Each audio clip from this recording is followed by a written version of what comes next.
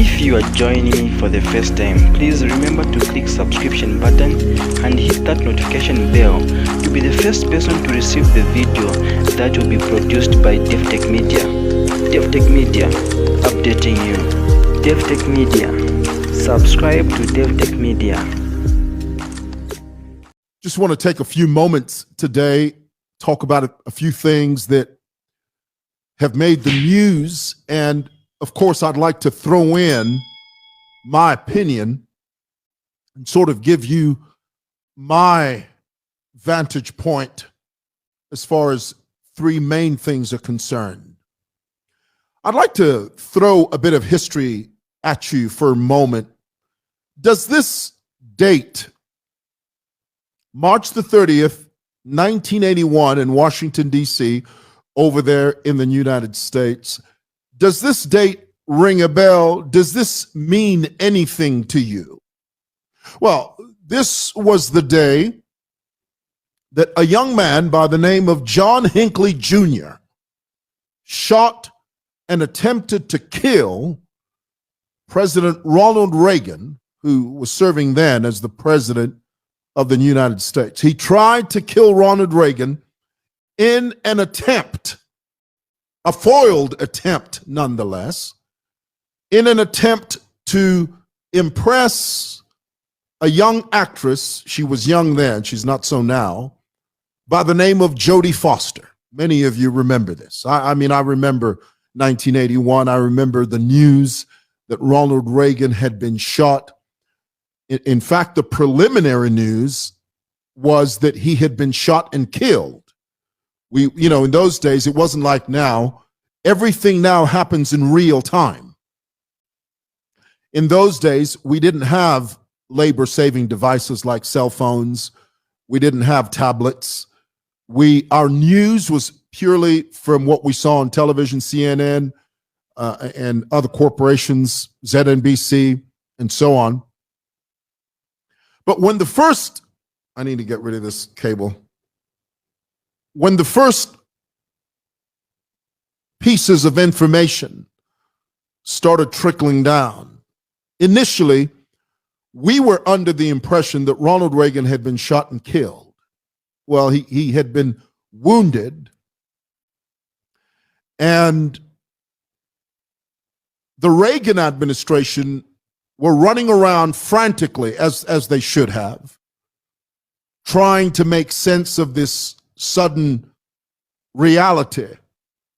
And one of the challenges they had when Ronald Reagan was shot and then subsequently taken into surgery, one of the biggest challenges they had was when he transferred power to George Bush Sr. For those of you who remember history, George Bush Sr., not George W. Bush, George H.W. Bush, George Herbert Walker Bush was the first Bush who served as president. He was, at the time, he was vice president to Ronald Reagan. When Ronald Reagan went into surgery, and it wasn't clear if he was going to sit up from that operating table. It wasn't clear. Nobody really knew. Is he going to die? Is he going to make it? Well, he signed a document that transferred his presidential powers over to George Herbert Walker Bush, George Bush Sr. Now, people don't realize that when George Bush Sr., who was acting in those days, he was the vice president, George Bush Sr. was very reluctant to receive the instruments of power only when he was absolutely certain that this is where the country was and this is the direction the country was going to take, that this is the decision collectively that the administration had made.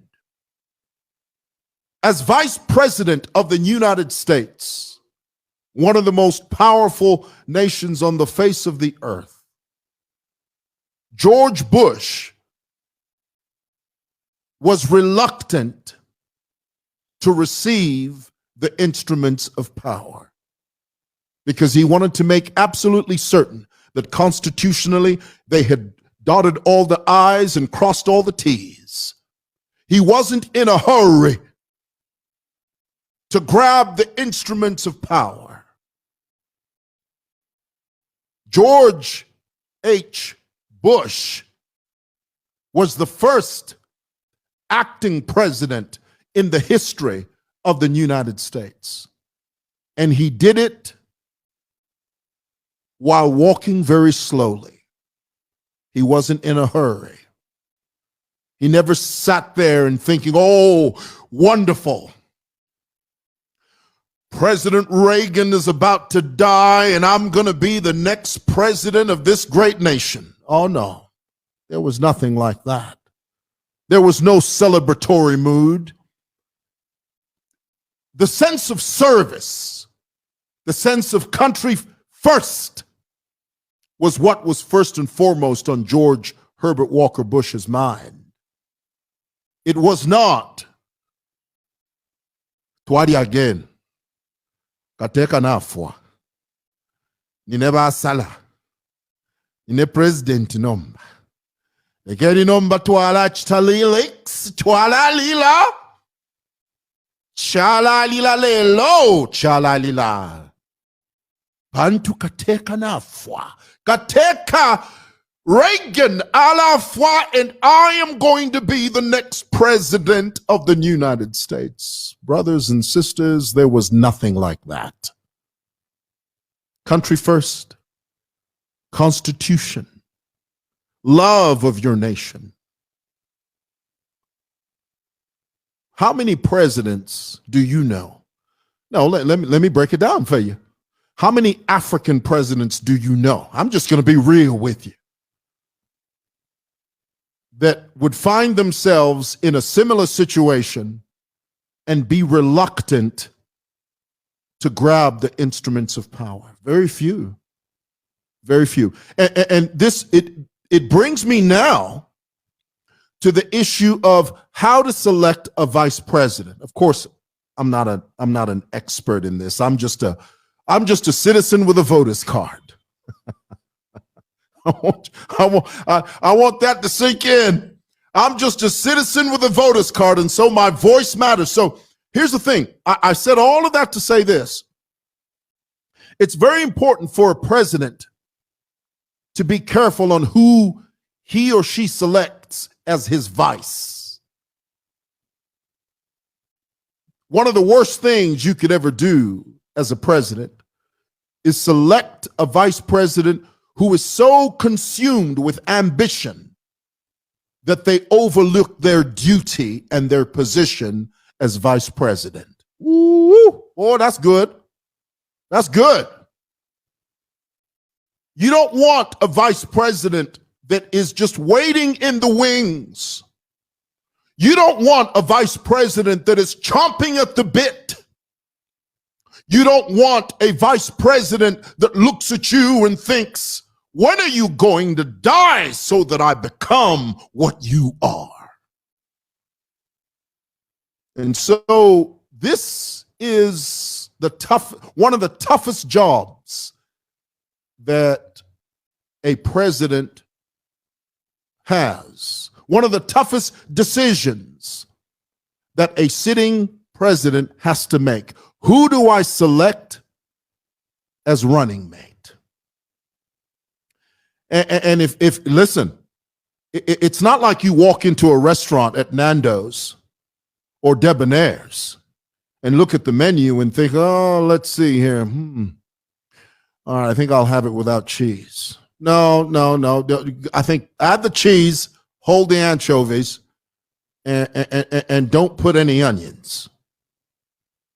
It is an up at dawn, grueling process to sit and select your running mate, especially in this dispensation.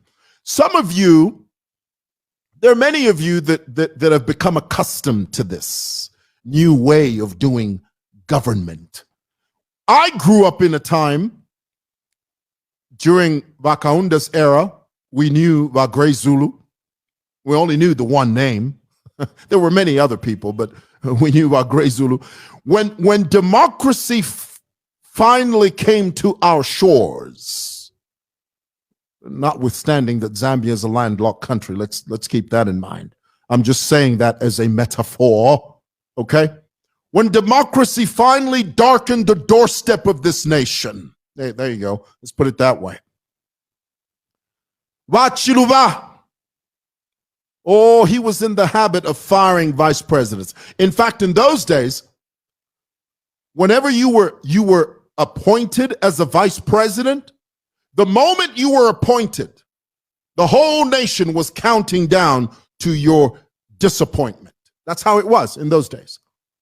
I've told you the famous story of Godfrey Mianda, whom I know and I love dearly. I think he's a wonderful man, wonderful family. And this is a story that he often says. He often tells this story. Vachiluva fired multiple people that served as vice president under his administration. But one of the most famous firings was when he had sent Godfrey Mianda, and Godfrey Mianda himself tells this story. He's told it a multiplicity of multitudinous tens of times. In fact, I heard him tell this story.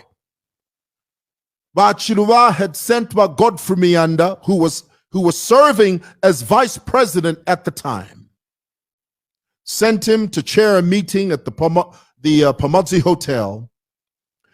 And the whole time that he was addressing these ministers at the Pamodzi Hotel, everyone that was in attendance, everyone that sat in that meeting knew that Mianda had been fired except him.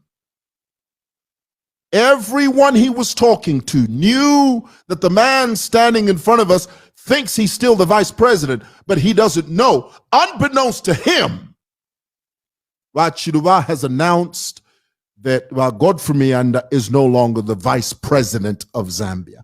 Everyone in that room knew it except him. At the conclusion of the meeting, Mianda noticed that his aides were not with him. And one by one, the ministers began to disappear. Because, you know, in those days, the way it was if the president fires you, you should not be seen with that person. All of a sudden, that person becomes a leper. That person becomes persona non grata. That person becomes a reject. That person becomes anathema to your circle and your political community. And so Mianda walks out of he's walking through the lobby and he's confused. He's thinking, what is going on? Where are my aides? Where are my drivers? What is the deal? So he steps out of the front door of the Pamodzi Hotel. His motorcade, the vice presidential motorcade, is not there. And he is perplexed. Thankfully, one of the ministers walks up to him, very kindly whispers in his ear, Mianda, do you know what's happening? And Mianda looked at this minister and he said, please explain this to me. What's going on? And the minister looked at Mianda and said, sir, you've been fired. Everyone knew except Godfrey.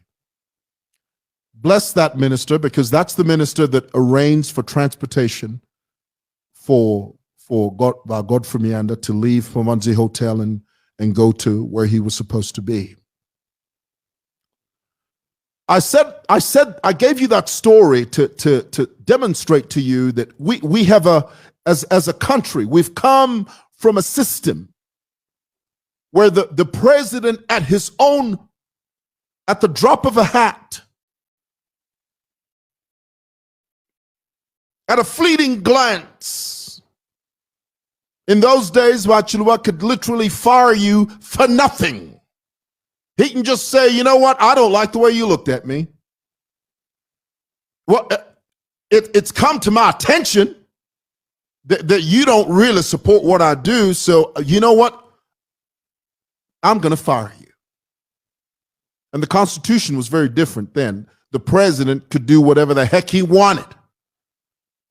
But now, under this new dispensation, we have a new Constitution that provides a running mate, that gives a president a permanent running mate. And I tell you, when I first heard this, I sighed a sigh of relief. I thought, thank goodness, thank God. Who wants the pressure? Who wants the aggravation of being appointed a vice president, and any day now you could be fired? And it was a tradition. It was an unwritten rule. But Chiluba had the habit of firing you unceremoniously. And he passed it down to Mwewa. You know, he passed that down to the president that came after him. This idea that you just fire someone unceremoniously, you know, embarrass them. But thank God we're living in a different dispensation. We're living in a new dispensation. A dispensation that says, under the new Constitution, a president has a running mate. And this is the reason it is very important to not just arbitrarily select a running mate. Ooh, boy, I tell you what, you have to do some serious homework. You have to do some serious vetting. You know the word vetting? You have to scrutinize with a microscope to the point where you see every minute molecule before you make a decision. Is this the right person for me? If, God forbid, if something were to happen to me, is this person capable of carrying the baton of leadership and sustaining this nation? These are the questions that a president has to grapple with. Am I going to have cheese or no cheese? No. These people that call themselves presidents, these public officials that we send to State House, they have the weight of the world on their shoulders. Who will be my running mate? And have I made the right decision? Today, President Lungu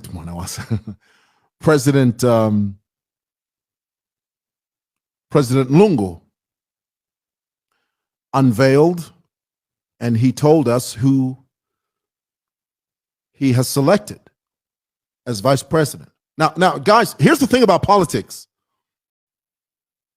You know, Abraham Lincoln once famously said that you can fool some of the people some of the time, but you can't fool all of the people all of the time. In the same vein, you can please some of the people some of the time, but you can't please all of the people all of the time. And President Lungu today said, excuse me, if you don't like my choice, wait your turn. But for now, it is Lungu and Luo. You know what the president was saying? He was basically saying, you know what? This is my decision, and you're just going to have to grin and bear it. If you don't like it, you're just going to have to grin and bear it.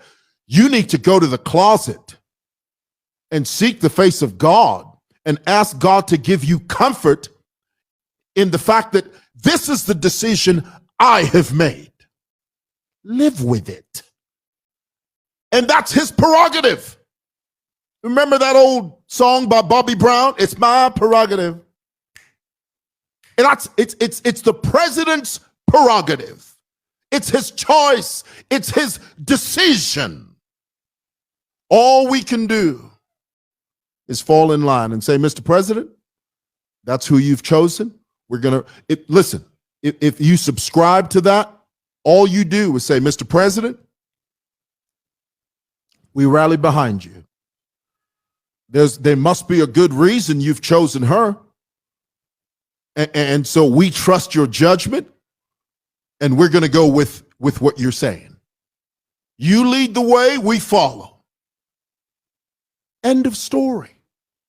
Now, if you waste your time screaming and whooping and hollering about, oh, well, that's not who I want, well, you're going to be waiting a long time. You're going to be twiddling your thumbs. You're going to be tiptoeing through the tulips. You're going to be grasping at straws. You are going to be shooting in the dark for a long time. All you need to do is fall in line, accept his decision,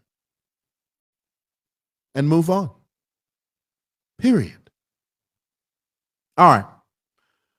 The last thing I wanted to talk about, actually, are two things. The last two things, and I'm going to be very quick, is I'm very concerned about the adoption process because it has come to my attention that truly there is a problem in the way the adoption process is being conducted on all fronts, whether it's the ruling party or the opposition. There is an element, there is a malignant habit that has emerged that threatens to destroy the fabric of our adoption process as a nation, as a whole, whether you're ruling or opposition. It is no longer about service. It's no longer about who is the best man for the job, who's the best woman for the job. Everything is tethered with corruption. Everything is tethered with how much can you give me to make sure that your adoption goes through. Now let me tell you what's happening. We all know this. It's just that we don't talk about it. And I think it's really sad. What the guys are doing, what the men are going through is that the men are being coerced to what Given Luwinda termed as, he called it something. He said, give me a moment. He said something. Oh, I forget what he called it now.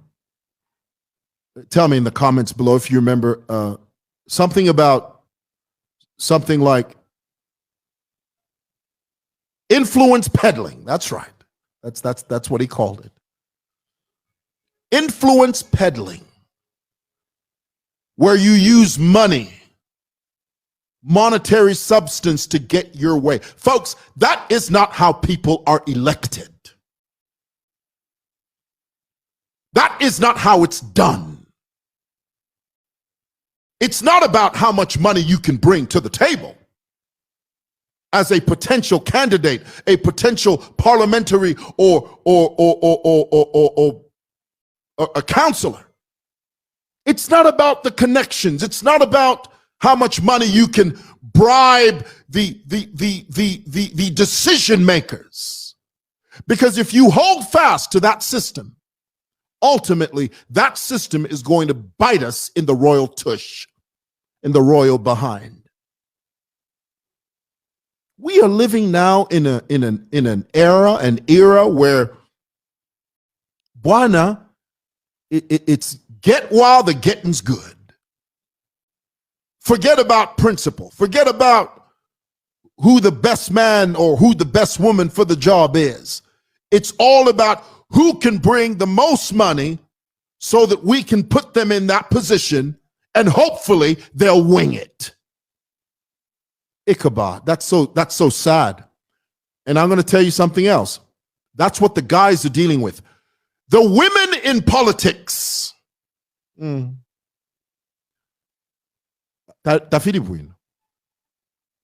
These young girls that are putting their names forward to serve this nation, do you have any idea what they're going through? What they have to endure just to be adopted. I'm going to spell it out for you. I'm not going to pull any punches. I'm not going to say it in unclear or uncertain terms.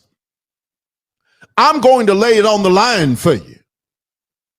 These young women that want to serve, especially the young ones. The older ones are a bit different. If you're an older woman, you can at least be excused if not condoned. But if you're a young lass, a young girl full of vision, full of energy, full of a desire to serve your nation, do you have any idea what the powers that be want to do to you just for you to be adopted? We're hearing the most horrible, the most repugnant, the most repudiating, the most asinine stories that you could ever come across. Young women are being told, you want the position, you know what you need to do. You just name the place and the time. If you want to be adopted, you're going to have to open your legs. I know that sounds crude. I know it sounds brash. I know it sounds uncouth. I know it sounds unenlightened, but that's the truth. The horror that we're subjecting young female aspirants, political aspirants. Now, of course, that's not to say that some women aren't offering that. I mean, people are people. Doesn't matter where they are. There are women out there in the world that do that and gladly do that. But then there are other women that they don't want to fall under that category. All they want to do is serve. Basically, the adoption process in this country is flawed. It is an absolute mess. And I don't know where we're going. That it's all about money. It's all about, and if you're a woman, if you're pretty, if you're cute, the only time that you are exempt is if you are unattractive, nobody looks at you, but oh honey, if you look any kind of way that resembles beauty, glamour, you're in trouble. Sooner or later, someone's going to come to you and say, you do know what you need to do, don't you? And that's sad. That has to change. We need to stop talking about this, and we need to start doing something about it. Thirdly and lastly, we're now entering a season where political regalia, political campaign material is being vandalized. I blame Electoral Commission of Zambia. The police need to be on their toes. If you look away simply because it's the opposition that's bearing the brunt of vandalism, and you only pay attention when it's someone else, then you're not doing the right thing. You're not a patriot. You don't love this nation. Don't look away. Deal with it.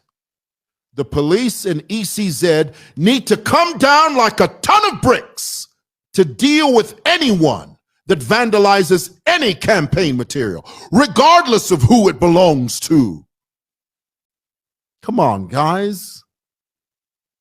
Come on. Goodness. All right. That's what I wanted to tell you.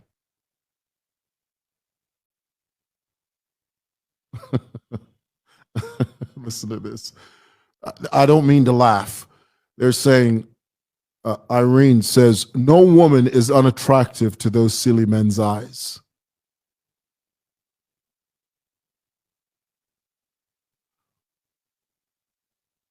Banda. The professor is old. We need someone with fresh thinking. Well, you know what they say? With age comes experience. Don't negate that. All right. Here it is. I'd love, please call me. Don't WhatsApp me. Okay? Call me on that number. Tell me what you think. Please don't WhatsApp me. Don't call me via WhatsApp. Just call directly. Tell me what you think. What do you think about Eagle One's choice of vice president? What's your opinion? What's your view? Call me and let me know. Give me a call. And I find this this comment so interesting. No woman is unattractive. That's an interesting comment. So yeah, just call me on that number. It's almost 6. It's after 6. Typically, I leave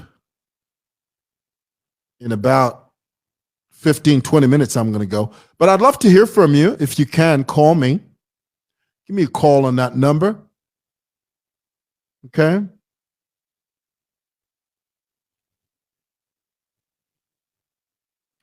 Hope is watching us from Long Island. Thank you, Hope. Appreciate that so much. Thank you so much. Somebody says, spit it out. It's really sad. It is.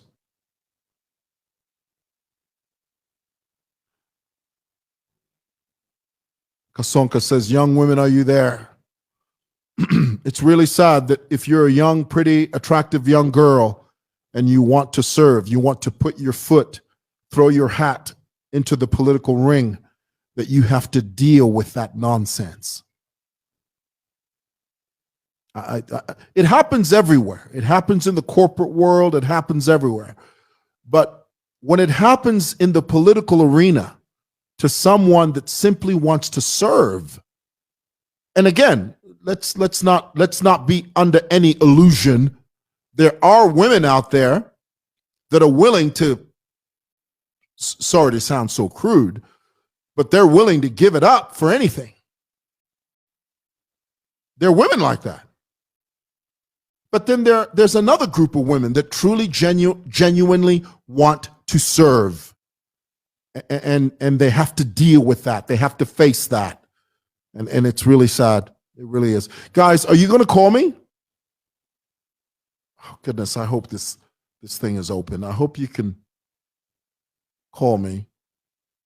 I hope my settings are right. If my settings are not, just a moment.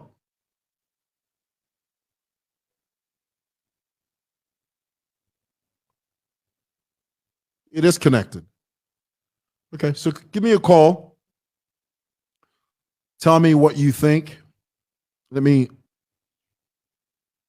read a couple of more of your comments here.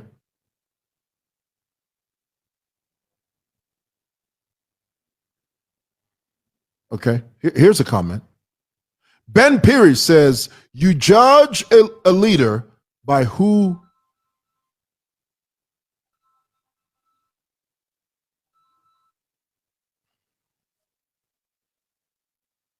you need to call me on this number, the number that I've put up here. Don't call me on the other number. This is the number you need to call me on, not the other one. Call me on. And guys, I must tell you, I'm using my phone as a webcam. I've got cameras, but I don't know how to use them. That's so sad.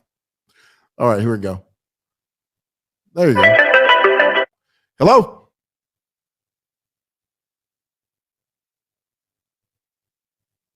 Are you there?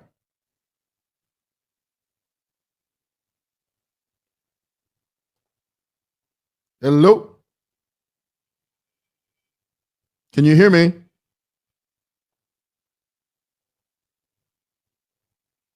Oh, we can't get through. All right. So give me a call if you can, and give me your opinion. Tell me what you think.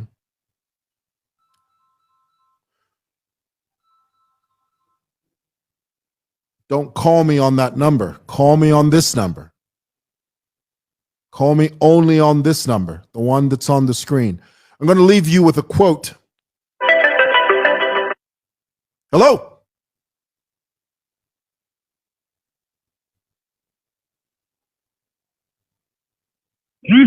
Hello. Hello, Mr. Mwewa. Hey there. Hey, I would love to make the contribution on the topic. Please go ahead. Who am I speaking with? This is Mr. Kizito calling you on Lusaka. Yes, Vakizito, go ahead. Yeah. So, the choice by Mr. The Ego one, as you said, I don't think it's a good one. Okay, tell me Quite why. right.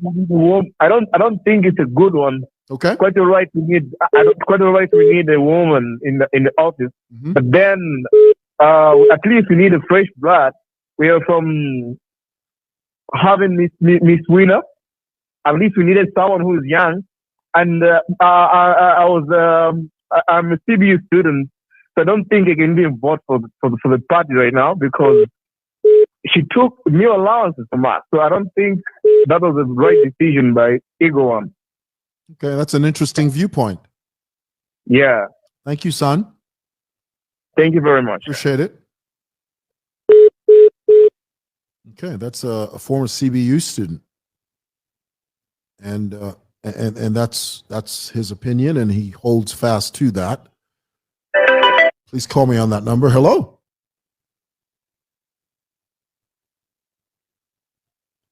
Hello. Okay. Hello there. Can you hear me?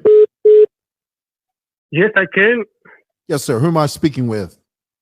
This is Jackson from Kabwe. Jackson Kukabwe. Yes, Uncle Mwewa. Please go ahead. You are loud and clear. Okay, so I just wanted to talk about a few things about our new running mate for our president. I think it's important that we as Zambians also respect the decision of our president because he's just an individual and then he has his own decisions to make and we need to respect that. So for someone to make a decision, then we need to know that there is wisdom behind that decision as well. So whether that decision is not okay, if it's bad, let the results themselves also show that, okay, the decision was not okay. But to just criticize the decision now, as we Zambian people, I think it's not polite. So we need to see if the decision works in our president's favor, that's also okay. I think not everyone would like to have the new running mate, but we need to respect that. Thank you, sir. I appreciate that. You're welcome. Bless you. So he says, that's what Jackson from Kukabwe, he says we need to respect the decision of the president. And he also made reference to the fact that the president didn't decide at the drop of a hat. Hello?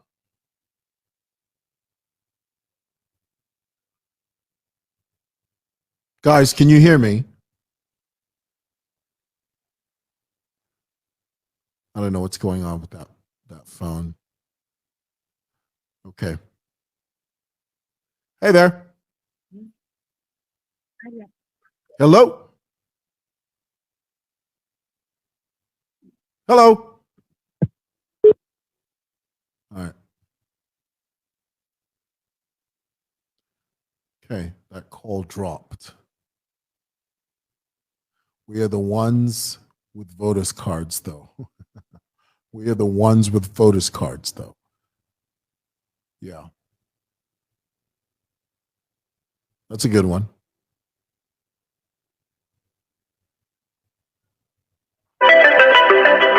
Hello?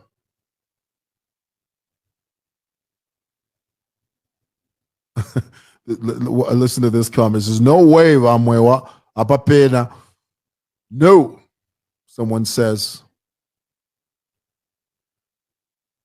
Yes. Lungu and Luo. Hello? Are you there?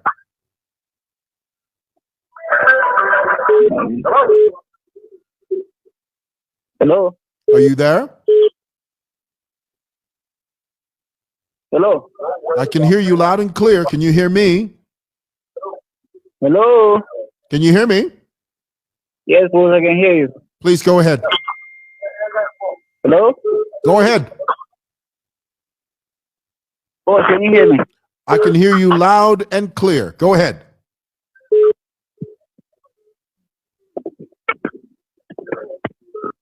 Okay, that's not working. All right, guys, I still need to suss this thing out. But thank you so much for listening. Thank you for participating. Try one more time. Hey, guys. Hello? Hey, guys. Is anyone there? Okay, let me read a couple of your comments here. Somebody says, what's up with the green tie? Well, the thing about ties is that they come in multiple colors. Sometimes they come in green, red, blue, yellow, pink. I just grabbed the first one. Hello?